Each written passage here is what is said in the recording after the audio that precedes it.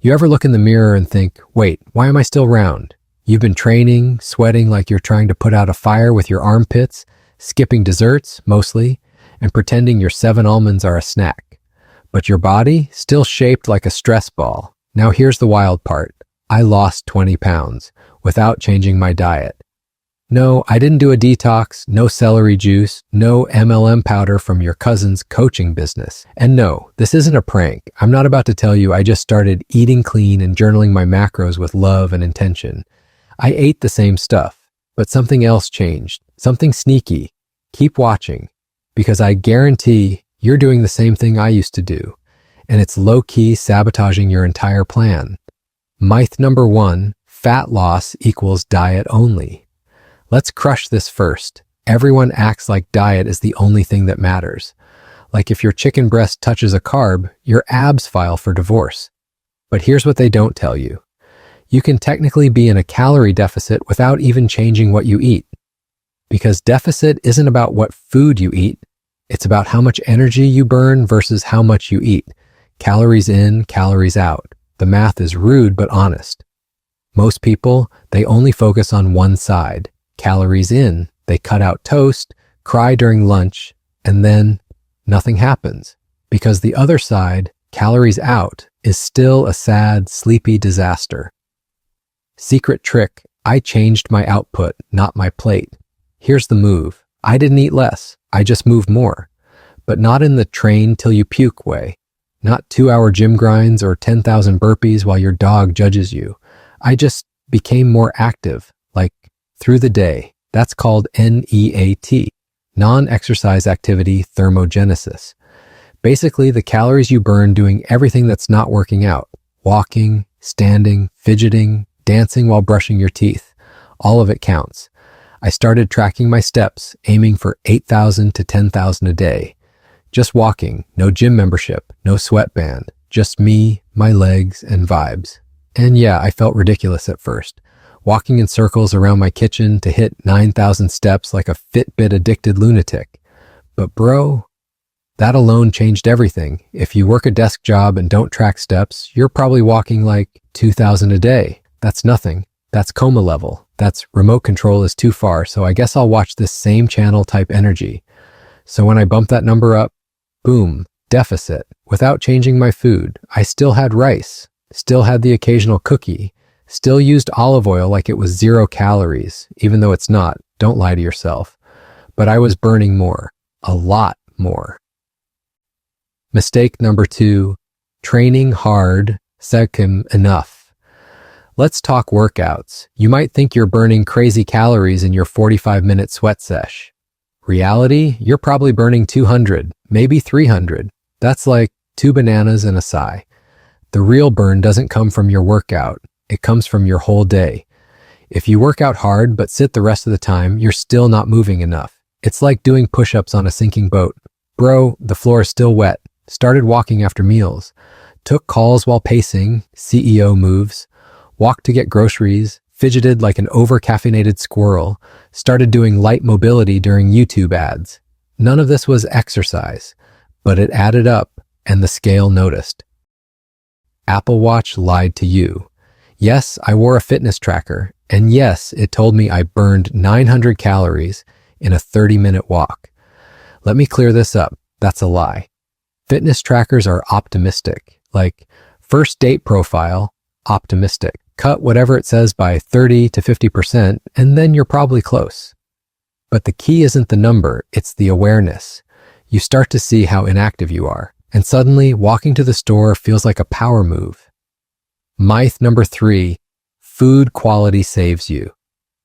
I know what you're thinking, but I eat healthy. Okay, define healthy. Because I've seen people drop $40 on Whole Foods quinoa bowls and still gain weight. Why?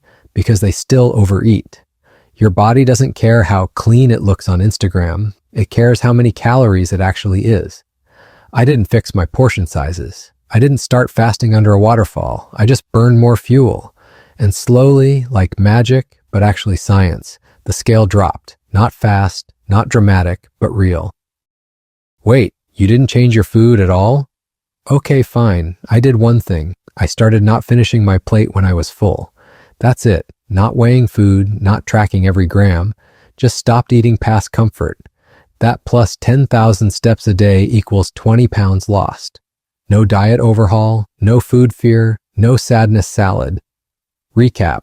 What you've missed so far. You don't need to slash calories to lose weight. You do need to move more on purpose. Neat is the secret sauce. Food quality isn't immunity from overeating. You're not burning as much as you think from workouts alone. Your Apple Watch is a liar, but it's your liar, so use it. But guess what? There's still something most people forget. Even if your steps are fire and your diet is unchanged, there's one silent killer that keeps your fat stuck like cling wrap. And you're doing it every night. Or not doing it. I dropped 20 pounds not by eating less kale or spiritually cleansing my fridge, but by moving more. Walks, fidgets, living like a hyperactive golden retriever. The takeaway? You don't need to change what you eat. You just need to change how you move. But that's not the whole story, because even with more steps, people still get stuck. Like, why is the fat still here, stuck? And the answer, you're probably not sleeping right, not enough sleep, but sleeping in a way that makes your body store fat instead of burning it. Let's fix that. The hormone trap, why bad sleep makes you fat. Sleep isn't just bedtime, it's when your hormones throw a secret party. And if that party sucks, so does your fat loss. Lack of sleep jacks up two things. Ghrelin, your feed me now hormone. Cortisol, your everything is stress hormone. So when you stay up late, your brain thinks you're dying. And it reacts the same way it would if you were being chased by a bear. It hoards fat and craves snacks. One bad night, and suddenly that bag of chips is whispering, "Hey, you deserve this." And you listen, because your brain has turned into a toddler in a candy aisle. The 2-night rule, this is where it gets dangerous. Missing one night of sleep, you'll survive. Miss 2 or more in a row, you're now in fat storing mode. Not because your metabolism breaks, but because your behavior changes without you realizing it. You move less, you snack more, you crave junk, you stop caring, then you go, "I've been good, why isn't the weight dropping?" Bro, your bedtime is betraying you harder than your ex. The fix? Sleep like you're paid to do it. I started treating sleep like training. Here's what changed. 1. Same bedtime every night. Yes, even on weekends, because your body doesn't know it's Friday. 2. Screens off 30 minutes before bed. Not because I'm a monk, because blue light is a snitch. It tells your brain it's daytime when it's 11 p.m. and you're scrolling memes. 3. Cold room, dark room, no noise. Turn your room into a bat cave. Your body likes sleeping in the dark, not under a rave light show. Did it feel weird? Yes. Did I sleep better? Also, yes. Did my fat loss speed up without changing a single bite of food? You already know. Mistake number 4. You're on all day. A lot of people think recovery is optional, like soreness is the goal. It's not. Soreness is your body saying, "Please stop treating me like a punching bag." Recovery is when your muscles rebuild, your hormones balance out, and your fat actually gets mobilized. If you're always going, your body clings to fat, because stress equals famine to your caveman brain. So it stores calories like a squirrel with anxiety. You need real rest, not scrolling in bed, not doom watching YouTube shorts, just chill time, stretching, walking, maybe even lying on the floor contemplating your life. The silent killer, snacking. So you're walking more. You're sleeping better. But the scale still isn't budging? Let's talk about the devil, untracked snacks.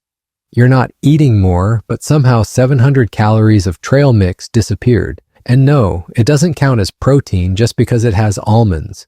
Late night snacks, bites while cooking, a handful here, a nibble there. That's where fat loss goes to die. Most people forget these even happened. But your body doesn't. Your waistline doesn't. I didn't track every meal. I just started noticing what I was doing, snapping a photo before eating, asking myself, am I hungry or bored? Sometimes the answer was, no, just sad. So I went on a walk instead. Worked every time. Awareness is the real key. You don't need food scales and spreadsheets. You just need to stop pretending that handful of peanuts was harmless. The formula, they don't tell you. Here's what I actually did to lose 20 pounds without changing my diet. 1. 10,000 steps a day. Doesn't need to be sexy, just consistent. 2. Walk after meals. Helps with digestion. Plus it stops the post-dinner snack spiral. 3. Sleep 7 to 8 hours a night. Not 5, not I'll catch up on the weekend. Real sleep every night. 4. Stop snacking like it's a hobby. Eat meals, full ones, then stop. 5. Eat slow and stop at satisfied. Not stuffed, not crying, just done. That's it. No special plan, no diet overhaul, just fixing the invisible stuff. When you walk, sleep, recover, and stop snacking, fat loss becomes inevitable. You've probably tried hard, you've probably trained like a beast, and it feels like it's not working. But it might not be your workouts, it might not even be your food, it's everything around it. Your daily movement, your sleep, your recovery, the invisible stuff. That's where real fat loss hides. And when you get that part right, you don't need to starve yourself. You just need to stop sleepwalking through the rest of your day. You don't need to change your food. You do need to change your lifestyle. Walk more, sit less, snack with intention. Sleep like it matters. Recovery is not a weakness. Awareness is the real diet. If this hit you like a reality slap, drop a like, sub to the channel, and let me know in the comments what invisible habit is sabotaging your results. And hey, if you made it this far without walking, close this video and go get your steps. You already know what to do. Now go burn calories by living your life better.